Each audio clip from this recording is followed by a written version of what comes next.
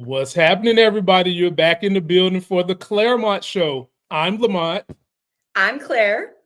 And we are here to break down the political news that you need to hear. Claire, I got some weird stories for you, and then I got something that might be a little detrimental. I got your story where a baby was pregnant. We got that. Elon Musk is raging war on MAGA. He says we need another party. We'll discuss that. Claire, are you in the need for a new perfume? Mine's getting a little low. Oh, really? How would you like to smell like fresh redneck?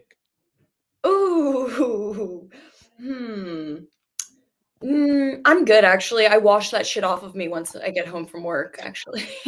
Well, I've got a story for you about that. And then last but not least, Claire, we've got an issue where a family that was MAGA who had a house and a warehouse full of guns, kid got his hands on the guns, sabotaged 2 firefighters and got them in a sniper situation.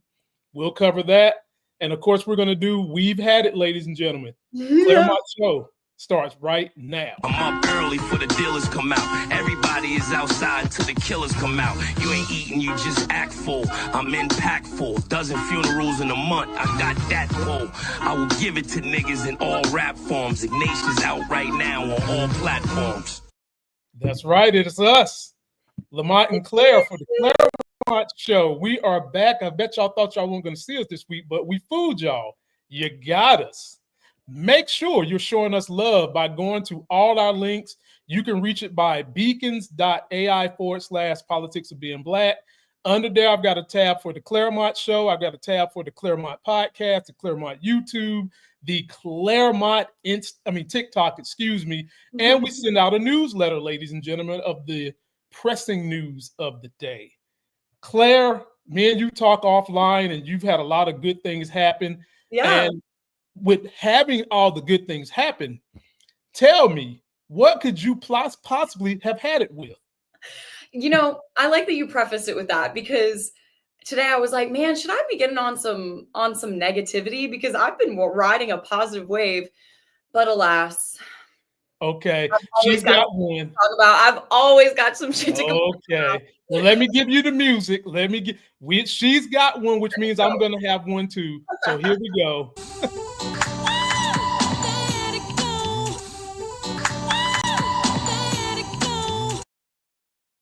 What have you had it with, sis? I was like shuffling to the music, but we don't want to see me dance, so we're gonna. Hey, look, I am not stereotypical. When they say black people can dance and swim, I am. I cannot do either. Neither. Really? Neither. Okay. I look like a shanty on stage, 2 left feet, moving to the right. Picture that. Lamont, what I've realized, I grew up doing music, so I know I have rhythm. Like and people will watch me dance. It's not that I'm not on beat. It's that, or not coordinated. It's that I'm stiff. I don't know. Like, there's something about getting from this beat to this beat, and I can't do it smoothly. It's very like rigid is the feedback I've gotten, because a lot of my coworkers, like I'll start like moving a little bit, and they're like, oh wait, like you actually have some rhythm, but you look stiff as a board. I'm like, I don't know how to loosen up. I mean, oh gosh, it's the weight of capitalism and MAGA just weighing on my shoulders, I guess. I'll blame it on that for now. For now. We're not going to talk about before then, because it might have also been there. But yes. So today, gosh. Okay. So I was going to go one of two ways. One is very, very lighthearted, kind of silly. One is more funny and aggressive. What do you think I should do, Lamont? Oh, you already know what I'm going to take. Give me the hard work. Funny and aggressive. Let's go. All right. So I have had it with people throwing stones that live in glass houses. So I recently posted a bunch of videos. I mean, people who've followed me or watch our show would know that pretty much any topic under the sun I can yap about. Mm-hmm. But the 2 topics that I've gotten a lot of following on TikTok for are talking about race and talking about gender. And those are just social commentaries that I think are so applicable to every single person that I love to break down, mostly from an intellectual standpoint. So I made a bunch of videos recently just talking about mostly the differences in how men and women are raised and the expectations that we put on boys and girls, and then how that contributes later to gender roles. And obviously every person is different. These are generalizations. So I'm not saying that every single person who falls under these categories is that way. But for some reason, I always have men in my comments thinking that I'm attacking them. And I'm like, if you're not an asshole, and if you're not a bigot, and I'm saying the word men, know that this doesn't apply to you. You know, you might be a man. I'm not, obviously, it's the not all men that are all men. Does that make sense? Yeah. It's like they get so defensive, and it's probably because it applies to them what I'm saying. And the men like you who can understand where I'm coming from to some degree, are like, okay, yeah, no, I definitely know some men in my life who act that way or whatever. So all that to say, a lot of them love to comment, and most of them are blank accounts, like burner accounts with no face, no name. But recently, and I'm sorry, I should have sent you this, but I'm gonna have to show on my phone because I had a guy comment. Now you do know a lot of these men want to get in your panty drawers. I can just tell you that. Well, and this is what he said. Just wait. So on one of these videos where I'm talking about gender roles and how they impact us and blah blah blah. Go back. Oh, and I was also talking in this video about like what men want and what women want, and how sometimes it doesn't overlap perfectly. And right. Figure out where that middle ground is in terms of our expectations of one another. So this is what he said. Joe said, go back, listen to your own video. All that talking, I don't want that. That's it? That's it. All that talking, don't want that. So I'm like, who is this person? Well, his name's Joe.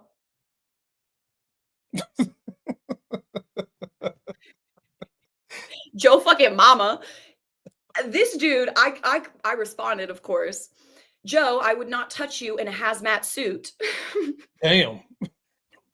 He's toxic. What the fuck? I thought about like with a long pole, with whatever people say. I'm like, no, in a hazmat suit. So like, first of all, you're coming on here with the audacity and assuming that a woman like me would value your judgment and opinion in regards to what you find attractive. So thank God Joe had his face and name. And honestly, all these ghost accounts, I understand why they don't, because then I would do exactly what I did to Joe here. And I just said, I'd be careful about saying what you want from women when clearly no women want you. And then I said, if you want a deaf mute girl who never speaks, I suggest you try that. Oh. Wow. So yeah. Claire, nobody in the special needs population will get with that face. I'll just tell you that right now. They don't want him either. They don't want him either. The deaf and blind do not want him. He looks like somebody taxidermied a human being. And so, like, again, this is going back to tolerant left until you prove to me that you're an asshole, and all bets are off. We're going to talk about how you look like a naked mole rat, Mr. Joe 197780. Right. I see him. I think of the bald head people on Dragon Ball Z. That's exactly what I get from him. Like bald head Dragon Ball Z vibe is what I get from him. But it's always like, it's always the people who don't have a lot going for them, who come after the people who seem to have a lot going for them and say, and try to pass judgment. I'm like, if y'all want to talk about, you know, how I look, how I talk too much, what I talk about, you best not be having your own information on your account, because now you're fair game. And now I'm going to come after you. So it's just, yeah, if you live in a glass house, don't you dare be throwing stones at me. Because I have stones too. I might not look like it, but I've got them. I mean, I'll only whip them out when I need to, because I don't have time for every single incel commenter that exists, but when an opportunity presents itself and a man who looks like this is staring me in the face and telling me that I talk too much and I shut the fuck up, I'm gonna come right back at you, Joe. So I had it. Joe, look, Joe, you deserve that, but I don't know you. I don't even know if that comment is real. I'm only going to give my insight to Claire. Claire, you got to ignore those buffoons. Like, I know you got jokes. I know you got the energy to clap back. I get all that. You're right. Save that for someone you know is the person that they're representing. Like, Trump or Ted Cruz or Marjorie Trailer Park Trash Green. We know they are who they are. But we don't know if this guy is who he says he is. For all we know, he could be someone who thinks that picture is what a handsome man is supposed to look like and got the shit all worse. That's even worse. Oh, God, it's so bad. Yeah, I agree with you. Yeah, I mean, his comment was not that bad, but he was one of the first ones in weeks who actually was showing any image of any person. So I was like, let me see what I can do here. I get that. You guys let us know what you think about her. We have to conserve our energy, though. We have to conserve our energy. That's all I'm saying. That's all I'm saying. And I want you to conserve your mental space. Like, I want you to get to the point when you see this type of stuff, even though you could excoriate what pieces of information they leave, why even give them that? There's no point. There's no point. But I'm with her on people throwing these stones, and you live in a glass house. You're casting judgment on other people. And if we're going to go in that vein, I am going to say in my vein, I've had it with middle class and poor people thinking that the rich is trying to help them get rich. I've had it. Yesterday, Claire, on the podcast, I said that what the rich people in this country like to do, they like to socialize business risk, and then they want to capitalize on the gains. They like to use the government to risk getting the business going, and then when they get the gains, they want to capitalize it. They don't want to pay taxes.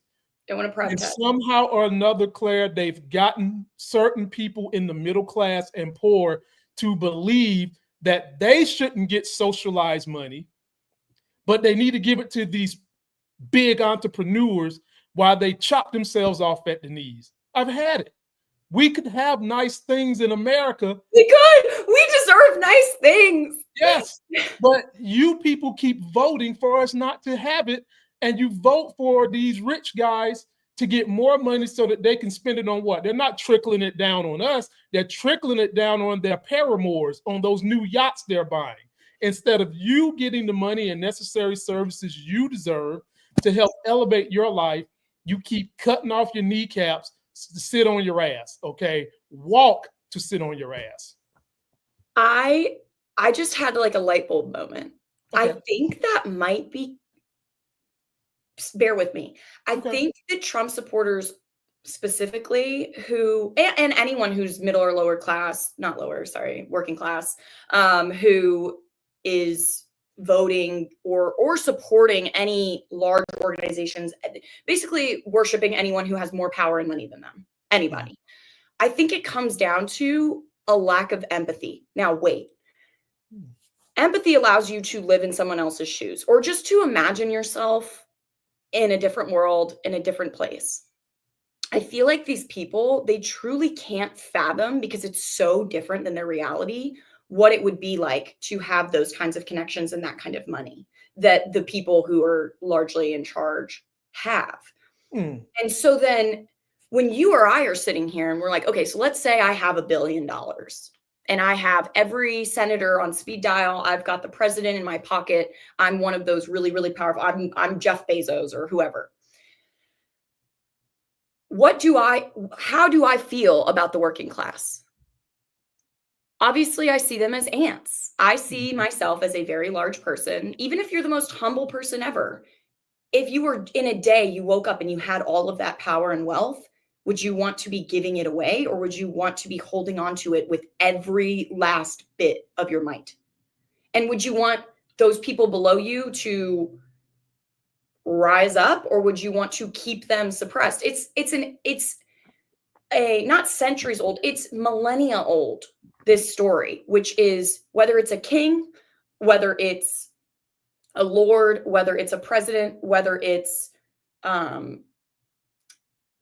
a shah, whether it's a pope, anyone who has consolidated a lot of power in the past, they're probably not going to advocate for others to climb a ladder so that they can join him or her. Probably not her, historically. So it just doesn't make sense to me. I'm like, you all want to be billionaires, but you can't really put yourself in the position of a billionaire, because if you were able to do that, you would recognize that we have to fight tooth and nail to get representation and to get our voice heard by these people, because they are predisposed to tune us out, because we are the masses and they feel like the special ones. They feel like, well, I'm 1 in a million, or 1 in a billion, 1 in 7 billion. Look at what I have. Other people don't have what I have. And so then they also get an ego mania involved with that. But the dumb working class people aren't sitting around going, hey guys, we're a bunch of ants to these people. Maybe we should get some class solidarity and fight them back, because there's more of us than them. They're going, oh, no, dear leader. No, he's got my back. I promise. Like, he's got my back. Like, seriously, he hates the same people I hate. That's the genesis of it. Instead of thinking about how you can better yourself, it's easier for you to be told what to do and to hate somebody else. Right. It's easy for them to do that, and they vote for that instead of thinking, okay, if I vote for policies that can help me, maybe I'll stop being so filled in my heart with hate. And I'm gonna give you a real life depiction of that. As a Black person who's grew up in the hood, you are around so much poverty that hardly anybody's got a smile on their face. People are always a little upset. They're a little worried. The only people that's got smiles on their faces is like the really, really old grandmas and granddaddies who's lived through all this shit and don't realize, you know what? I can't change it. Why walk around upset? Okay.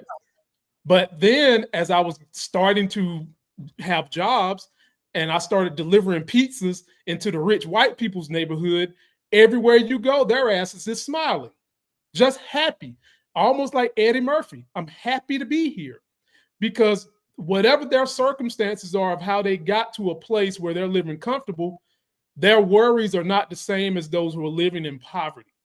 And all I'm saying is, for you people who worry about whether or not you can save $6,000 a year when you're making over $500,000, that $6,000 to other families could be the difference between a mean mug and a smile on their face because of their necessities. That's all I'm saying. Right. Yes, 100%. That's all I'm saying.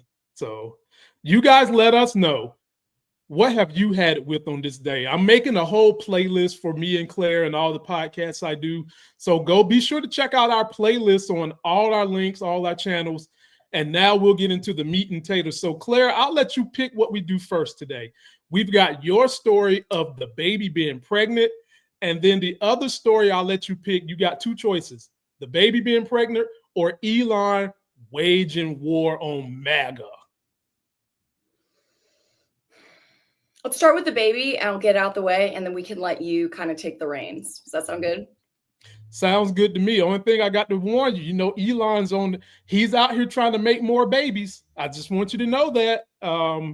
Now, you're not his profile type. He kind of like him a little bit more gothic than you are. But hey, anyway, let me, okay. Gothic is the perfect word. Shut up. Okay. I'm sorry, y'all. I'm sorry, damn it. Here we go with Claire's story. Here we go.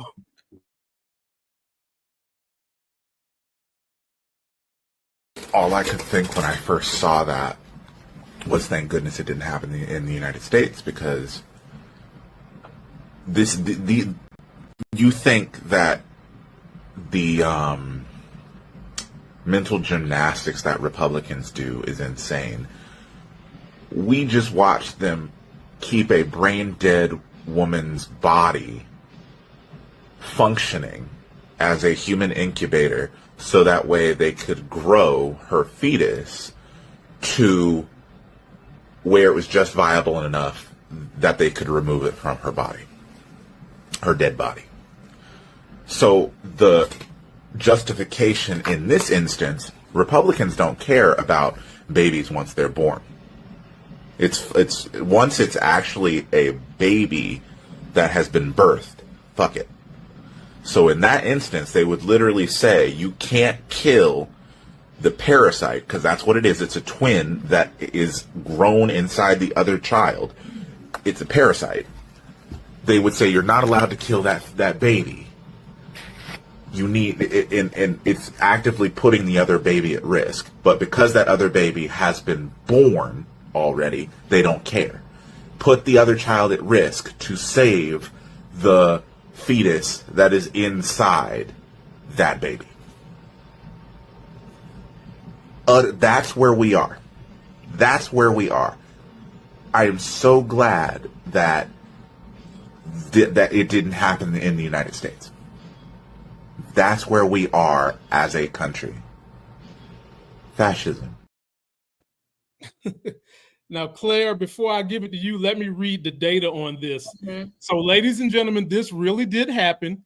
Claire found this story, and she's good about finding these stories and understanding how certain things can relate to women's health, which we definitely love her on the team for that, to help me have some understanding beyond what I know. But what we had happen was doctors in India discovered a rare condition called fetus-in-fetu.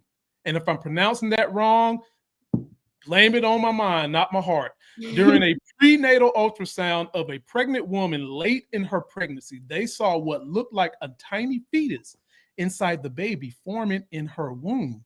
Think of it like this. Sometimes when identical twins start developing, one twin can be absorbed by the other. This happens early in pregnancy, and in rare cases, the tiny absorbed twin got stuck inside the other twin's body like a baby inside of a baby. And then it goes on to talk about how rare it is. It happens in 1 in 500,000 births. That's not too rare. Worldwide, only about 200 documented cases exist, and around 15 to 20 of those have been reported. Damn, in India, what the hell y'all got going on? Like in West Virginia, incest. Last point before I give it to you, Claire. I'm sorry, I'm trying not to make this funny. Here's an overall synopsis as Claire prepares her great dissertation for you. What is fetus-in-fetu? It is when one twin gets stuck inside the other twin and doesn't fully grow. How did doctors find it? They saw it on the ultrasound.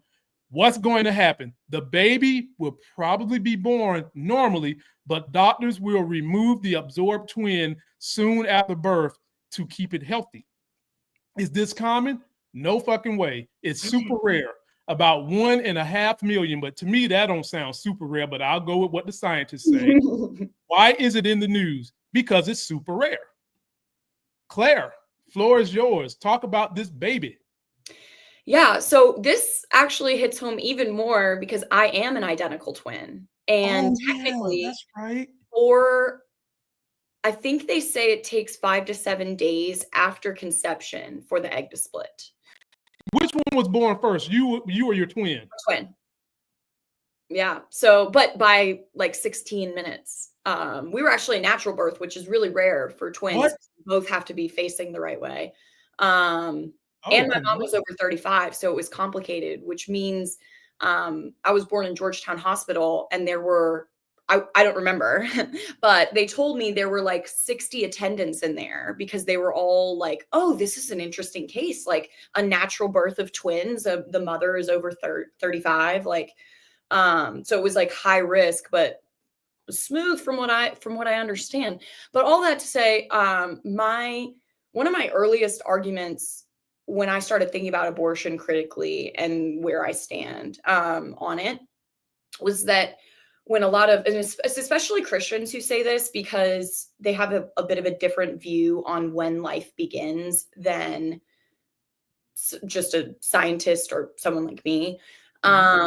A lot of them think that the minute that the egg meets the sperm, your soul is born and God knows you and whatever. But one thing that I like to say to people is actually for a week, up to a week after conception, my twin and I were just one egg. And now we are very different, fully formed human beings. So how can you explain, the second that a baby is born, it's their soul, they're a full human being, when I was literally one fused egg with my sister? It's just crazy, but it speaks to the biology side of it that legislators aren't really thinking about, because there are exceptions in everything biologically. And so when you make blanket legislation, and that's what they try to do, you try to make it objective. Okay, how many weeks? Is it a heartbeat? Is it developing lungs? Is it developing a brain? Is it all these different things that they're trying to pinpoint? At this point, you no longer have the right to abort, right? And I do believe that there should be a limit. I think that it comes down to viability a lot of time. A lot of people think that I would support like very late term abortions. I mean, most medical experts would not, unless it is medically necessary for the life of the mother. But a lot of Republicans don't even want to consider that because, the baby's in the third trimester, no matter what's going on with the mother, that's a human being and we need to protect them over her, or whatever they want to say. But anyway, this story just really makes me think about reproductive health in context, much like the Lena Medina case. And it demonstrates how dangerous it is to use legislation to control reproductive health care, because anomalies happen all the time. And you could be the one who comes into contact with some rare medical anomaly. And if the doctors are worrying more about going to prison than saving your life in that moment, and they have to wait and check their sources or talk to a lawyer about what their state's current legislation is regarding abortion care, reproductive health care, women's health care, whatever, that's critical minutes that you could die. And we saw it with the awful Republican congresswoman in Florida, and it emphasizes that restrictions to abortion access harm all women and children in some really weird, freaky cases, including women who have planned pregnancies. So see Republican Rep. Kat Cammack. They harm children who are unlucky enough to not only be sexually abused, but also to fall pregnant with their abuser's child. And then which is way more common than something like this story. That happens a lot more often than people think. And a lot of times it's born out of it's incest bred. So imagine being a 13-year-old girl who's pregnant with your uncle's baby. Like, that happens. That's not as rare as a lot of people think, especially in certain parts of the country. And so with that said, do you think that girl is just, shit out of luck? Got to figure it out now. And then in rare cases like this, where a fetus has absorbed their twin, what is a simple decision from a medical standpoint is unnecessarily complicated, because Republicans want to be able to decide when, where, and to whom life-saving reproductive care is given. And so, again, we know this case is rare and it didn't happen in the US, but what if it had, and what would we do? And it's sad that depending on the state that it would happen in, it would be a very different response, which speaks to, you can be a woman in certain states of this country and have more rights than others. And that's fucked up. If I live in a blue state for the rest of my life and never have to face these issues head on, I still will not sleep at night thinking about how many other states there are women just like me, or how if I got a new job and I had to move to a red state, all of a sudden my access to medical care is limited because I crossed a border within my own country. That's absurd. And so, like, I like to just look at cases like this because I know they're rare and they're eye-catching, but they also speak to larger issues. And they emphasize the importance of healthcare that is appropriate for the individual, as opposed to legislation that is like an umbrella that restricts everyone and doesn't allow for exceptions, like our awful, awful cat Kamak wanted an exception from the governor.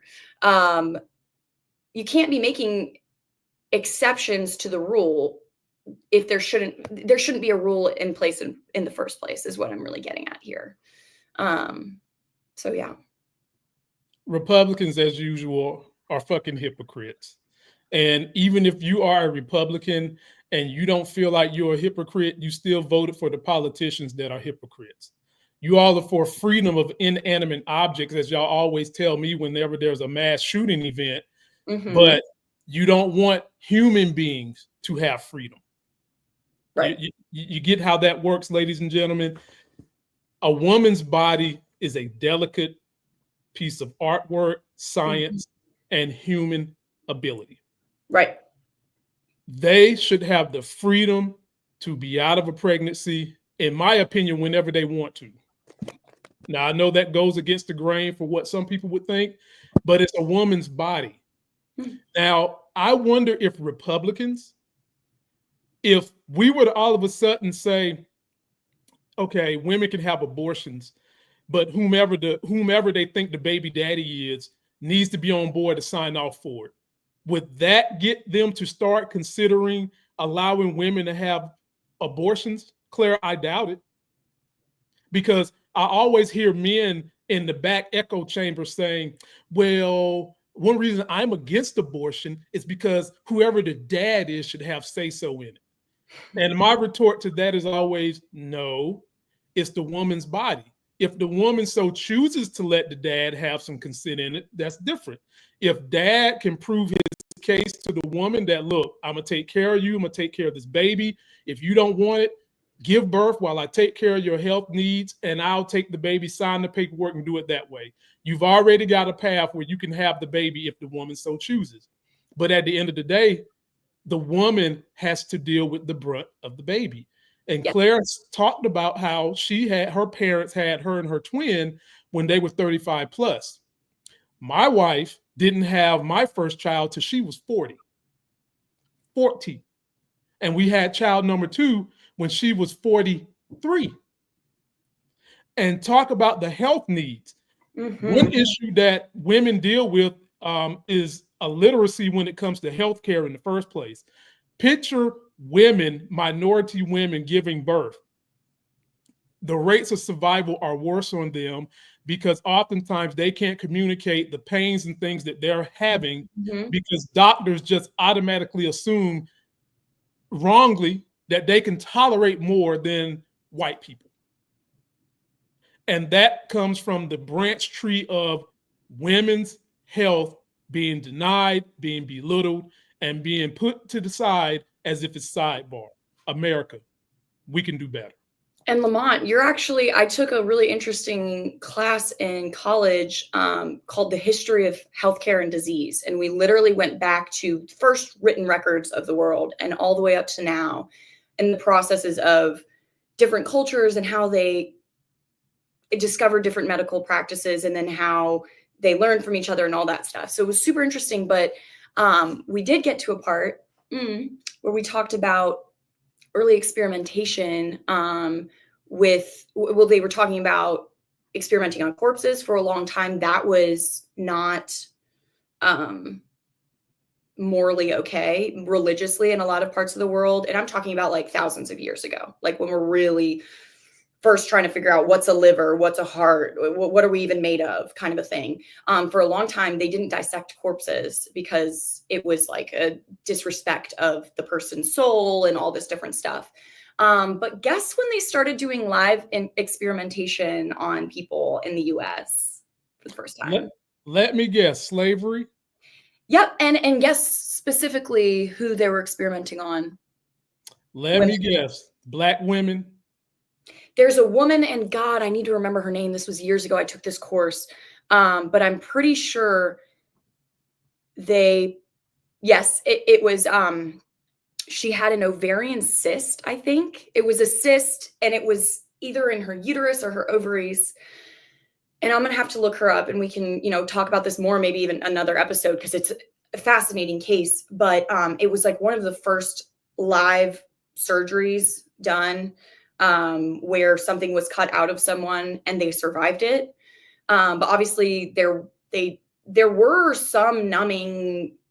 I think this was in the 1800s or 17 or 1800s. So there were like, they had alcohol, they had things that could have numbed the pain, could have put her at ease, even just drinking whiskey or whatever. She was completely sober. She was just strapped down to a table. She was a slave, and they cut into her, pulled it out, and she survived. And it was like, oh, great. Look at how great this doctor is. That was the message of the story.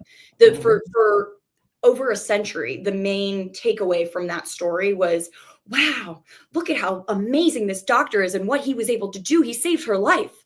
And it's like, you guys, she's A, not able to give consent because she's enslaved, but B, she's being cut open with no anesthesia and no numbing and not even a shot of whiskey.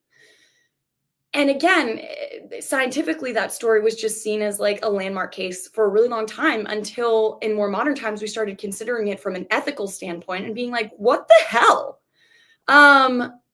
So you're on the money. Yeah, the Black women, their pain, especially when it comes to reproductive health, have not been considered. One of my favorite civil rights activists, Fannie Lou Hamer, I would love to do an entire show on her. Mm-hmm.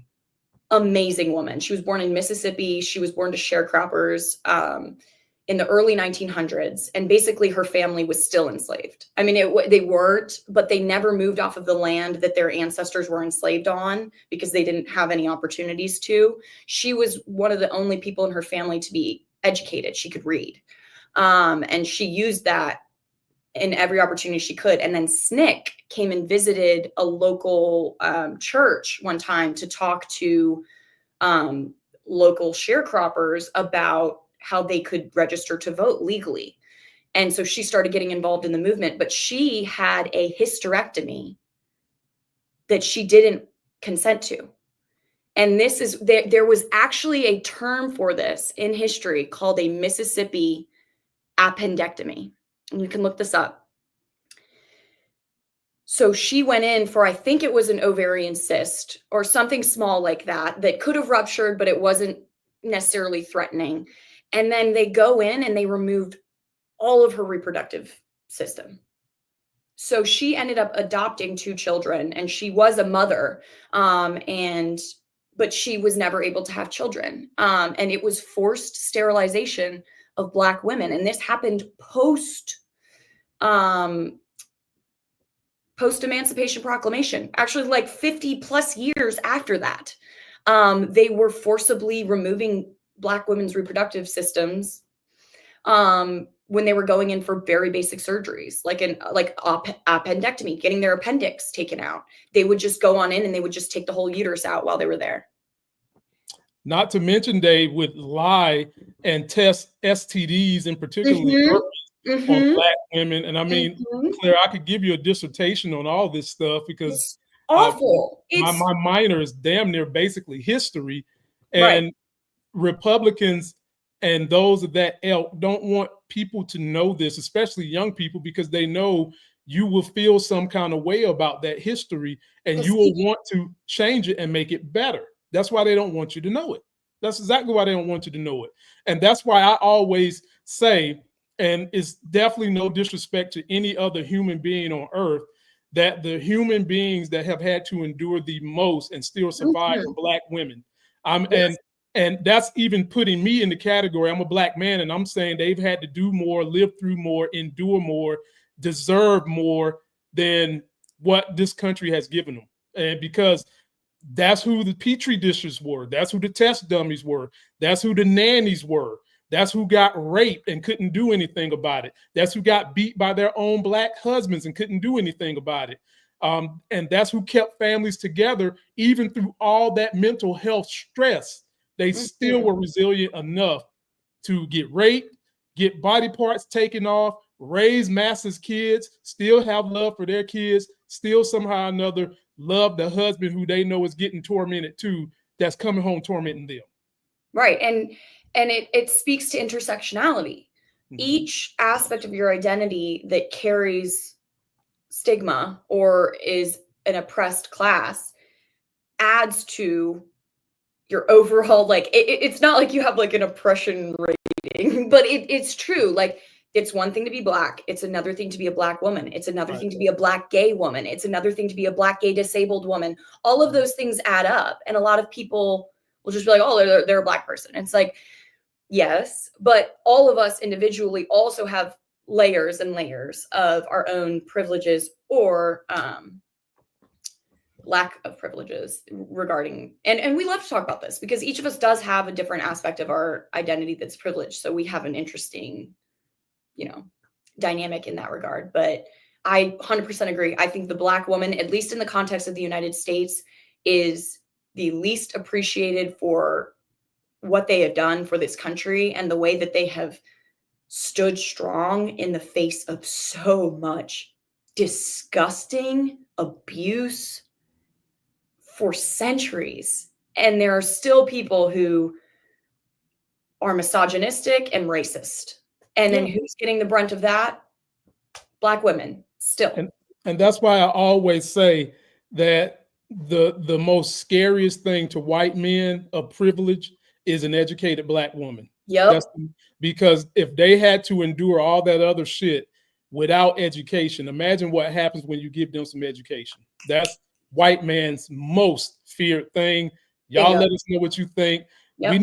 We have got to protect the Claires of the world, because the more we can get white women and men to speak up on behalf of marginalized groups, it tends to soften the blow to those who are either on the fence or in MAGA. So Claire, thank you for your perspective and being boisterous, not just here, but everywhere, about how you feel about our people. We're grateful. And let me get you to a person that I think you would be grateful for if he came in a room and said he wants you to have his baby. Let me get you the old musky, dusty Elon Musk. That makes him look good. Like that, like he actually kind of looks less disgusting in that. It's a cartoon image now. Let's exactly. Well, photograph. Clearly. No. Y'all be sure to subscribe to all our links. Go to beacons.ai/politics of being Black. There you'll find the Clairemont Show on YouTube, Clairemont Show podcast. You'll also find the Clairemont TikTok. And Claire, let me give you what Elon Musk has had to say about Trump, MAGA, and everybody that he thinks has harmed him in this big, beautiful, yet ugly bill. Ugly bill. Every member of Congress who campaigned on reducing government spending and then immediately voted for the biggest debt increase in history should hang their head in shame. And they will lose their primary next year if it is the last thing I do on this earth. And what I have to say is, Elon Musk, do it. Kill yourself defeating MAGA Republicans. You have the entire progressive left behind you on this. Work your little fingers to the bone, write checks, go bananas. We support you, buddy. Primary every single one of these religious hypocrites. It is obvious with the insane spending of this bill, which increases the debt ceiling by a record $5 trillion, that we live in a one-party country. The Porky Pig Party. Time for a new political party that actually cares about the people. Number one, love the Porky Pig rebranding. Totally endorse that, as well as working your fingers to the bone all the way into your death, defeating MAGA, support all of that.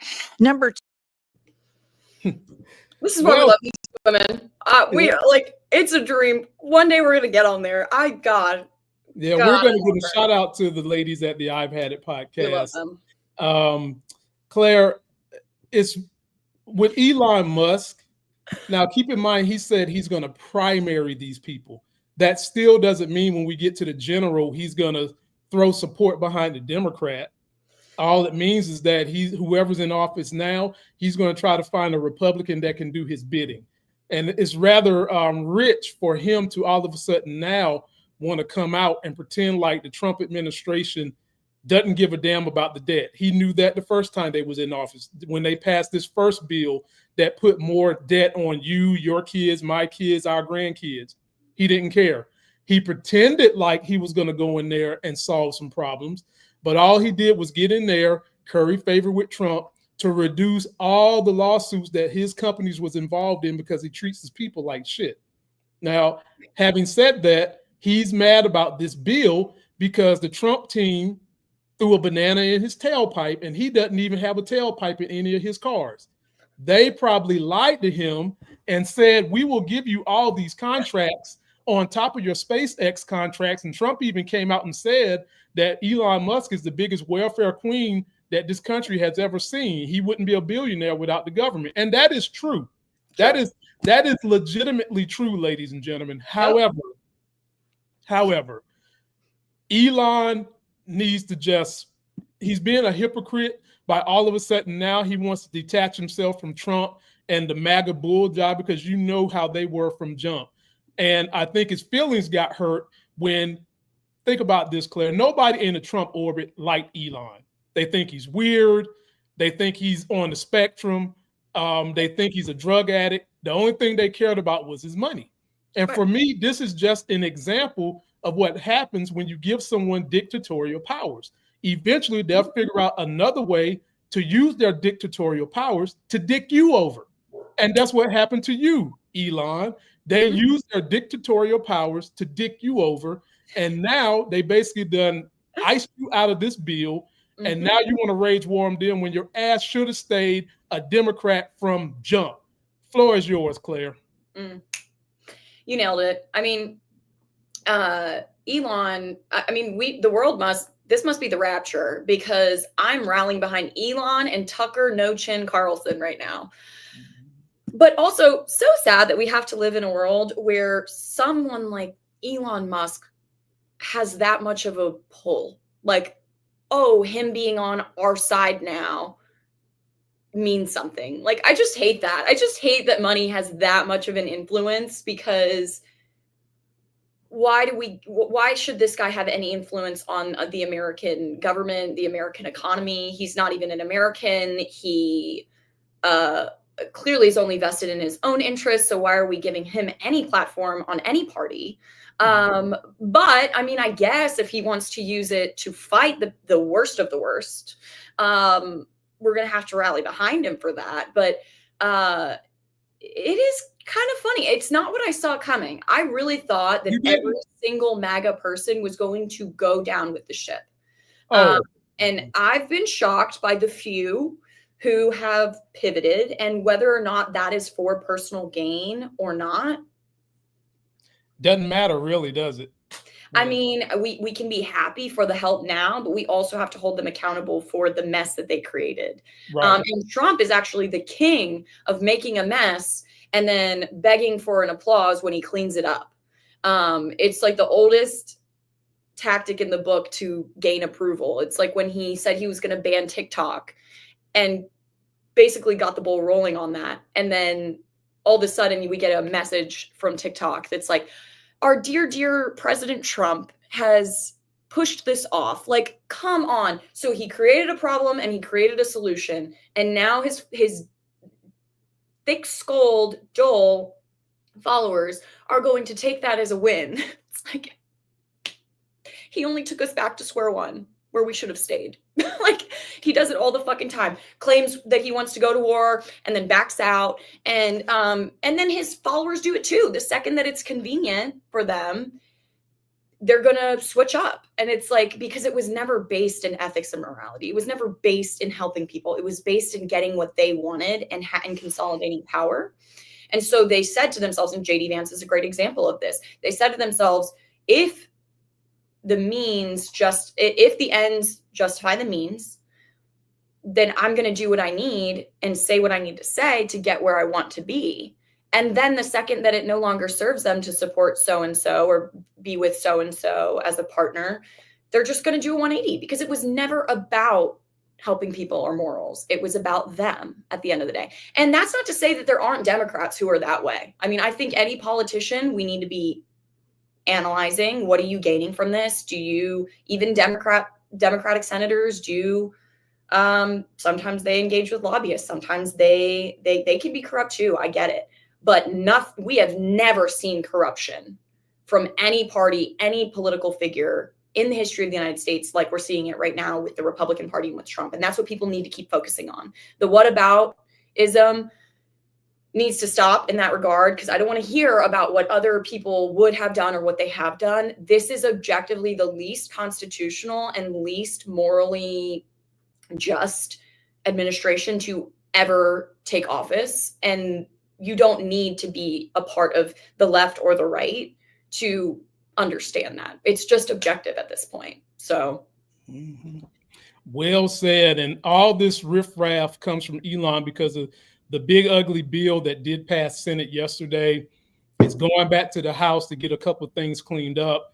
And basically, Elon was right in the assumption that it's going to add 3 to 5 trillion to the deficit. And we're getting everything cut. So it's adding to the deficit, and they're cutting people's health care.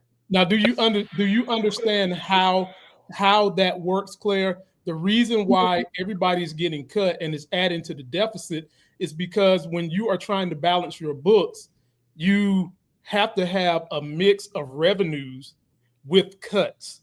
And all this thing does is cut and decrease the revenue coming from the people that have the money.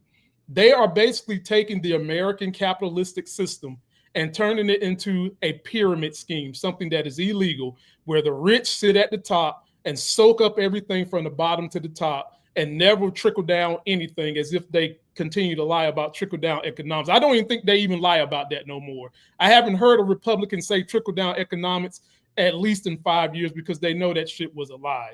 At the end of the day, Medicaid, Medicare, ACA rules are getting cut.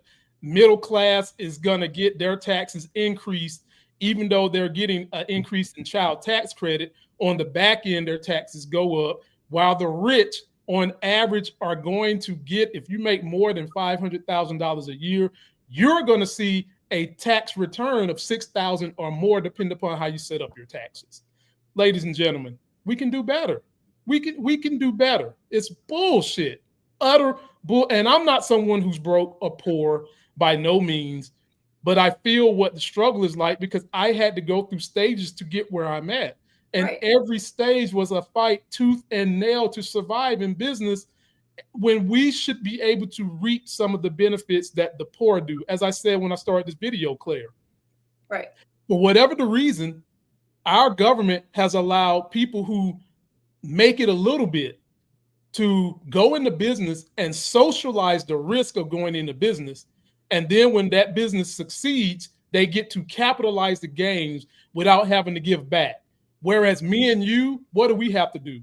We have to go begging to some venture capitalist, some investment firm, some bull job like that, to give us money to do our business, help us with our idea, for me, film scripts and shit like that, when these other people get the government to help them do it. And if they lose out, oh well, no debt they have to pay. But if me and you go to a venture capitalist and our plan doesn't work out, we stuck having to pay them money back.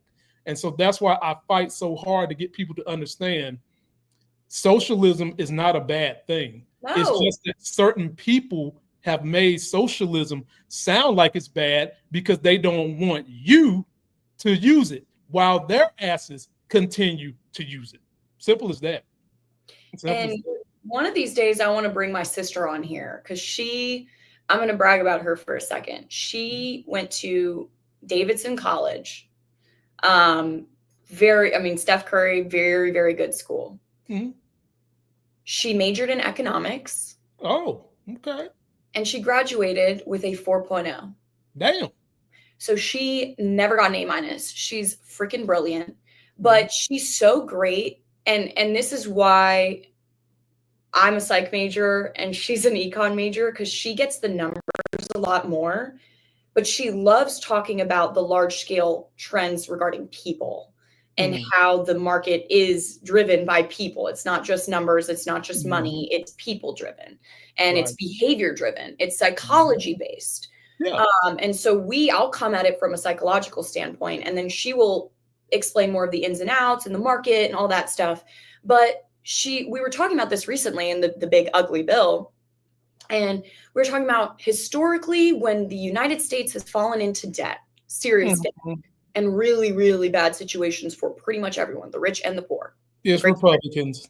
What got us out of it? Democrats. Social programs. Democrats. When you ask who is the best president, I remember asking this when I was very young, and my parents were Rhino Republicans. My parents were like Reagan Republicans. And I remember asking them, who's the best president in the history of the United States? And they would say, well, George Washington's one of the big ones. Abe Lincoln, obviously a big one. And they were like, but honestly, FDR. Yeah. And that's because. Tell them what he started. If they don't know. All of our social programs. He started the National Park Service. He started Social Security. He started all of the Medicaid early programs that give us health care. And then when fiscally conservative Republicans try to talk about what's good for the economy, they say that those programs are the ones hurting us. But they literally were a part of a very strategic effort involving lots of economists, lots of very brilliant people in the wake of one of the worst economic disasters in the history of the world. In the wake of the Great Depression, he was tasked with a nearly impossible task. And what did he do? He created jobs that not only gave people money, but that also helped all of us. Things like the National Park Service. That's a perfect example of we're making jobs, we're producing revenue, and then as a byproduct, our natural lands are being protected better and are being cleaned up and are being taken care of. And so historically, the two things that have gotten us out of really bad financial times were promoting social programs and kind of socialist, more socialist policies. And then the second one is war. Which one do we want to do, guys? What makes more sense? In today's society, definitely social programs, because we don't need war. I mean, war produces a need and a drive within an economy that gives people jobs. True. Right. But at what cost and to what end? To what end? To hurt other people, right? Yeah. We can do similar things to the economy and produce jobs and strengthen the working and the middle class, importantly, the middle class. And those are the same exact strategies and programs that Republicans are always saying cost us the most and that they're trying to cut and that they're trying to get rid of. And it's like, just look at the data. I'm not an economist, but look at the data. How did we get out of bad debt in the past? How did we pivot and what worked? They don't care. Look at that shit. They don't care about that, because if you look, like I just said, how right now the economy seems like a pyramid, and the people at the top are absorbing everybody from the bottom, the poor, the middle class, and everything's going up to the top. Right. Well, that one of these days is gonna have to blow up, because just the nature of numbers, there are more people who are not in the top 10% than there are those in the 10% hoarding all the wealth. And going to war right now wouldn't be a good solution as it would be to fortify the social programs, because number one, we've got more instruments that replace humans, so that you wouldn't have the labor capital that would normally go into rebuilding an economy. And then number two, why should we be fighting someone else if it's not a domestic issue, when those funds could be better used to help create the kind of jobs that Americans need going forward? And we've got to stop this shit as if it's okay not to ask for the rich to do more. Over the last 30 years, they have benefited the most, but have not sacrificed the most. Only a handful of them have sacrificed enough that they can say they've created over 1 million millionaires. And it ain't many of them that can do that, but it's a few that can say that. The swath of money shouldn't be a triangle. The economy shouldn't be a triangle. It should be a circle. It should be a constant rolling circle of everybody. Yes. And we don't have that right now because we have a few at the top that are telling you at the bottom it's wrong for you to spend the money that the government brings in. And they won't tell you this, what they say behind closed doors, because they want to spend that money. And then they want you to pay for the money they spend. And supporting, giving people, it's like the stimulus checks, right? Giving people government money, especially money that is going to help them live longer, like be able to work longer, be able to take care of their children better, like giving them health care, giving them stimulus checks, things like that. Even Social Security. A lot of people will say that keeps them in poverty. Well, maybe, but most of the time, if you give people who are very poor or are middle class a little bit of money, they're going to put it back into themselves or back into the economy, which helps the economy. They're going to buy more. It's like when COVID happened, we were all screwed because the people who had money were able to hunker down and hide away. The people who are working in service industries, who are delivering packages, who are doing things that involve a lot of face-to-face contact and that make minimum wage, those people were no longer allowed to spend money, and they were going into debt and needing a lot more social assistance than if you had given them just a little bit of healthcare, given them a little bit of support, taxed them a little bit less. They would have been able to keep a job and contribute to society. Whereas when you push them to the point where they literally are living paycheck to paycheck and they can't afford to invest back into the economy, no one's buying your products, billionaires, so it's also, like you said, it's a cycle, it's a circle. If you give people healthcare and allow them to have a little bit of spending money, they're going to buy your products, and they're also going to hold jobs that you need. And we won't have employment issues the way that we're seeing them now. So obviously I'm breaking it down very simply, but even from my very limited economic understanding, it makes sense. If people are living paycheck to paycheck and you give them $1,000, they're going to do a lot with that $1,000. If someone has $500,000 a year and you give them $6,000, how is that going to help the larger economy? Are they going to invest in other people? Or are they just going to hoard it, spend it on themselves, go to Europe, or are they going to invest back in the American economy? And you should bring your sister up here. I would love to get her dynamics on this. She works in commercial real estate, and then she's got a really interesting background. She worked for Teach for America right out of college, and then that was really, really tough. It was in Milwaukee in a very rough neighborhood, and she also had no training. It was straight out of college. So it was really, really tough. And then she ended up transitioning to the finance corporate side of things, and is doing really well there. But she loves to talk to me about how all of her different experiences in college and then in the professional world have informed her understanding of both people and finance. So I would love to bring her on sometime as a guest. Yeah, that's why I want her. I think you kind of know I've ran businesses. I own commercial real estate. I've ran commercial real estate. I trade stocks daily. Yeah. And I have duplexes I rent to people. So my hands are in all that stuff. Yeah. And what people don't understand, and I'll say this and then we'll go to the last subject. Yeah. People don't understand how inflation is a benefit to the rich and a detractor to middle class and poor. And the quickest way to explain that is this: when the government pumps money into the economy, all that money that gets pumped, probably 80% of that goes to the people who are rich. They soak it up. Right. So they get money on the front end. Well, guess what else they get to say is going on when they pump more money into the economy? They also get to say that inflation is up because there's more money in the economy. That then allows them to jack up their prices because there's more money in the marketplace, right? They get to say that too. What did the middle class and poor get? You usually didn't get any of the money up front.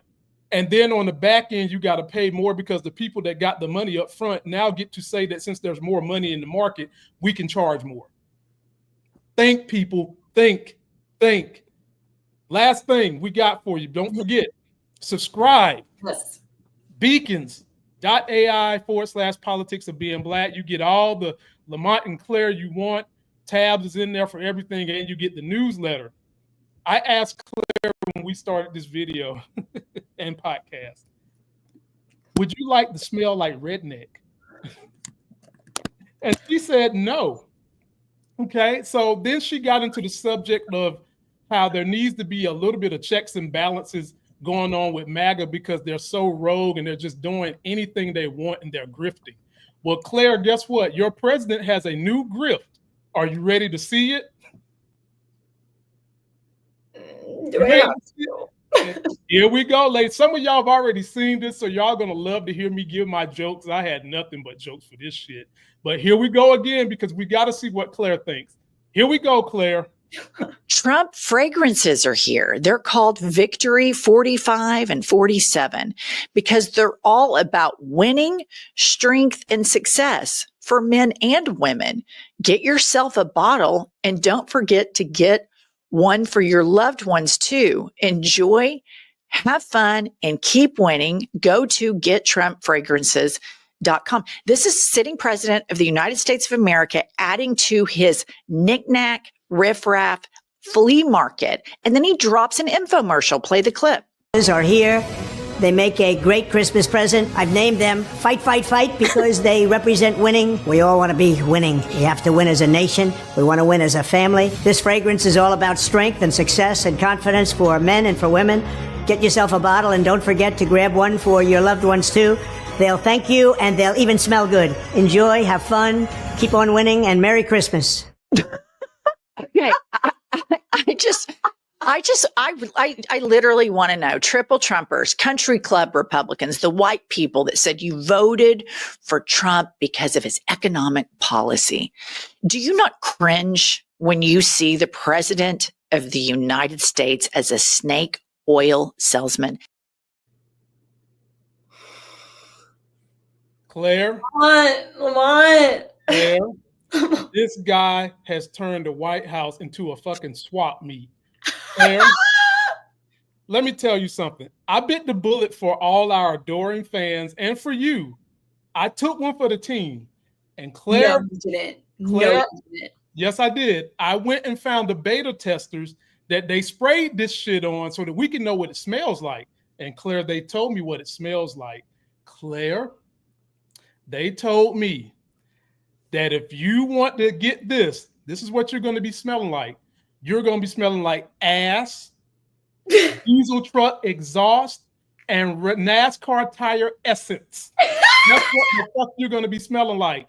Ass, diesel exhaust, and NASCAR tire essence is what you're going to be smelling like. This is ridiculous. Get the Jergens lotion. This is ridiculous. This, first of all, everybody's always asking, isn't there supposed to be rules in place so we can't do it? Yes, there's supposed to be a rule in place, but the people that enforce the rules are not enforcing the rules. We don't have enough Democrats to enforce the rules. The emoluments clause is supposed to be put in place so that people can't profit from the office of the White House.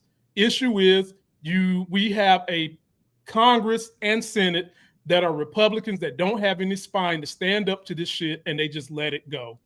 And the congressman I had on last night said something that I said too. We need to have some independent body that does nothing but enforce rules on the White House. Yes. That's what we need. Yes. We need that. Yes, like a dictator. That's what our checks and balance system was supposed to do.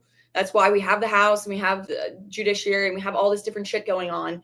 But it's clearly not working anymore. So we need to pivot. And that's why the Constitution has amendments, because they recognized our founding fathers that with time, these things, people are going to find loopholes. And that's exactly what the administration is doing, something that no president has ever had the gall to do, which is challenging the very doctrine that founded this place. It's for men and women. Shut the fuck up. Oh, yeah. And they come in two price points. You can get one for $245 and you can get the other for $199, 3-ounce bottles. And then you can buy 2 and get a trailer park for free. Buy 2, get a trailer park home for free, ladies and gentlemen. Claire, when are you going to run out and get your Trump victory, 45 through 47? The way that it's like a gold, like go back to the other image. It's like a gold. It's like an Oscar. Yeah. A fake Oscar. Here, you know, good and damn well his belly. He loves gold. He loves no. I'm sorry. He loves gold plated. Yeah. His belly is not that lean, ladies and gentlemen. No. Stop this shit. Stop it. He is an orange shade. So I mean, they're not wrong that he's bronzed. Yeah. Not golden though. Well, I mean, he is that look of fake gold when you worn it too long and it starts to turn brown and green. Yes. That is Trump all day for sure. Yeah, he just looks just a little bit rusted, you know? Yeah. Wow. It's so gross. Yeah. And also, like, at least in my experience, the men who are Republicans, they already have got some strong fragrances going on. Strong. Definitely. Like I'm walking by and I'm like, oh, so you put pepper on your body this morning. That's your cologne is ground black pepper. I'm like, whoa. So I can't even imagine what this shit is going to smell like. I mean, knowing him, it's going to be loud as hell. It's going to be, you know, it's like instead of the hat, they're going to have the fragrance now. You're going to be hanging out at your local bar and somebody's going to walk in and you're going to smell that diesel exhaust like you've never smelled it before. And you're like, oh, he forgot his hat. Yeah. So, ladies and gentlemen, if you ever get caught out in a group of these fuckers and you smell fresh redneck, you know exactly where they have been shopping. God. Don't forget to like the video. Me and Claire, we're getting out of here. I think we've caused enough trouble for one day. Claire, do you have any parting words you want to say to the people and things that they can look forward to seeing on your TikTok? Yeah, I've got a couple ideas, but I would love to hear comments about what y'all want to hear from us, or from me or him individually. I have been churning. I have my notes app is just building up with ideas. I just need to kind of get them done. But every day I wake up and new content is just plopped into my lap because of the insane current events that just can't. I'm tired. I'm tired of living through historical events, Lamont. Me too. I was born right around 9/11. And it feels like every step of the way, we've got the 2008 recession. We got COVID. I'm like, guys, can we just please? But the way that we respond, Lamont, as always, is by getting it together and fighting the good fight. We're not going to sit down and cower. So whatever stuff comes up and plops in my lap on a given day, I'm going to talk about it. And I'm going to keep, no matter how many of you incel rednecks want to comment on my shit, come for me. I'm not going to respond because we're over that. But yeah, trust that there will be some more content coming your way and that any current events, either we will be talking about, I will be addressing the newsletter. Got to check everything because we're not going to stop. We're going to keep fighting and fighting and fighting. And even if Trump is unseated somehow, we are going to keep this fight going until America looks the way that we know that it can. So that's the way the founders envisioned. Right. The way they envisioned it. And if you want to join our movement, beacons.ai/politics of being black. You get to click on me. You get to click on Claire. You can find our show. You can find all our podcasts. You guys can even see my IMDb and some of the things I've written and acted in. Go check it out. Until that next Sexy as Hell Clairemont show, we're out.